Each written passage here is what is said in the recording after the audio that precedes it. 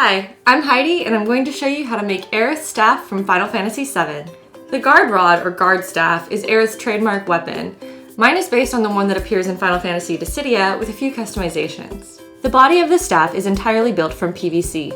This is just one of many configurations that will work, so the best thing to do is go to a hardware store and mix and match pieces until you find something that fits together. The main piece you will need is a thin pipe to form the midsection of the staff. I ended up using 3 shorter sections of pipe that were already threaded at both ends. This allows my staff to break down and fit in a suitcase for travel. You will also need a pipe with a larger diameter to form each end of the staff, as well as some combination of connecting pieces to fit the 2 pipe sizes together. I looked for threaded connectors that would allow me to break the staff down even further, but keep in mind that the threads on PVC pieces usually don't meet all the way. I also purchased end caps to plug both ends of the staff, although I chose a size that would fit inside the pipe rather than on the outside. Don't worry if it's not completely flush, because we will be filling in any empty space. It's also a good idea to get a PVC cutter, which is a relatively cheap tool that will help you get clean cuts very efficiently. After cutting your pipes to length, sand the ends to make them as even as possible. You can also sand off any unwanted features, such as raised text on the PVC pieces. The other main material I'm using on this staff is Apoxie Sculpt, a 2-part epoxy putty that is easy to sculpt and hardens completely within 24 hours. To use Apoxie Sculpt, take equal amounts of Part A and Part B and mix them together thoroughly. You should lightly sand areas that will be connected with Apoxie Sculpt to give it a more textured surface to grip. I'm using the epoxy putty to mount this threaded connector on the inside of the larger PVC pipe. We'll use support screws to hold everything in place later. To make a smooth transition between the small and large pipe sizes, we'll build on top of this connector.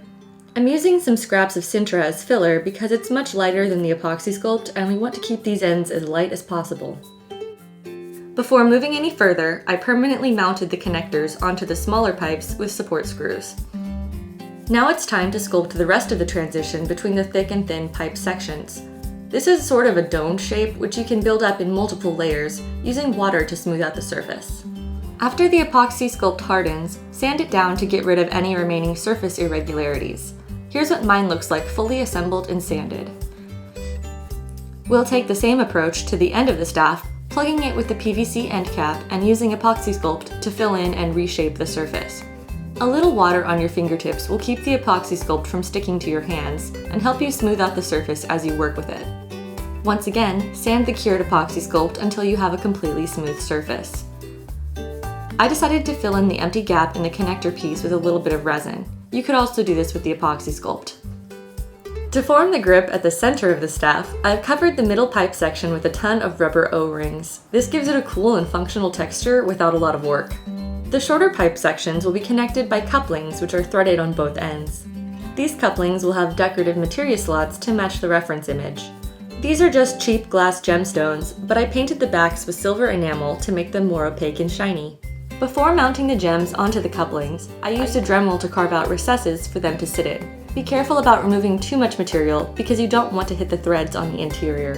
Then you can mount the gems on with, you guessed it, more Epoxy Sculpt. I'm building up the material around it so the gems appear to be embedded inside the staff. A little bit of water on a Q-tip will help you keep the surface of the gemstones clean. Be sure to do this before the putty cures. I went through several stages of sculpting and sanding to create an even surface across these pieces. Once you're satisfied with the shape, the staff is ready for painting and assembly. Because PVC has a very slick surface, lightly sanding it will help prepare the surface for paint. I started with a white primer, followed by a base of hammered steel spray paint. This is optional, but I like that it gives the piece some extra texture. Then I used black acrylic paint to weather the staff, and added a bright silver highlight to the edges and high points. Finally, seal your paint job with some clear coat. The last step is a personal touch, but I added some support screws around both ends of the thicker pipe sections. The screws are securing the connector pieces hidden inside the pipe, but they also serve as a decorative detail. That's all for this project. Check out the links in the description below for more tutorials, including the rest of my Aerith series, and subscribe for new cosplay videos every Wednesday. Thanks for watching, bye!